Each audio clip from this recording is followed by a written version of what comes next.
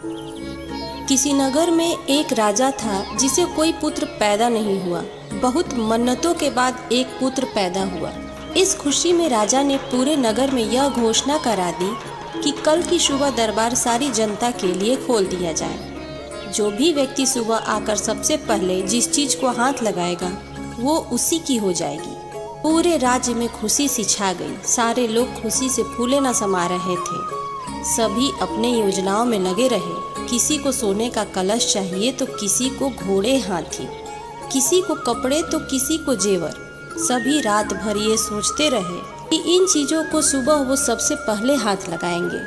सुबह हुई तो जैसे ही दरबार खुला, सारे लोगों का राजा ने अपने दरबार में हाथ फैलाए स्वागत किया। मगर जैसे ही सबको अंदर आने का आमंत्रण दिया गया तो राजा की ओर किसी की नजर तक नहीं मुड़ी।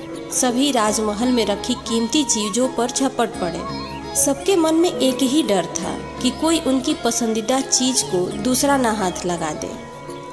कुछ ही पलों में छीना झपटी का माहौल सा छा गया और दरबार में तीतर बीतर सा लगने लगा, जैसे हजारों चूहों ने किसी बोरी में रखे अनाज को तीतर बीतर कर दिया हो।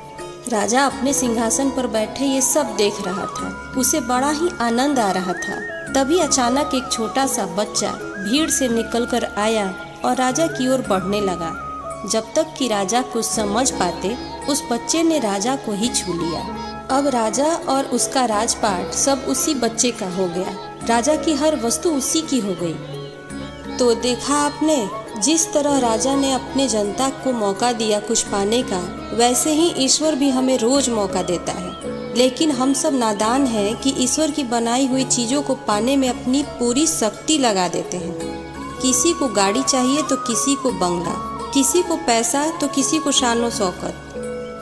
रोज ईश्वर से प्रार्थना में ईश्वर की ही चीज़ें मांगते हैं। जो लोग ये सत्य जान लेते हैं वो ईश्वर को ही मांगते हैं, क्योंकि ईश्वर को पा लिया तो उस मालिक की हर चीज़ आपकी हो जाएगी। इसलिए मूर्ख बनकर दिन रात उनकी बनाई चीज़ों को पाने में अपना कीमती समय मत गंवाइए। ईश्वर की स्तुति करके उन्हें पाने की कोशिश करिए।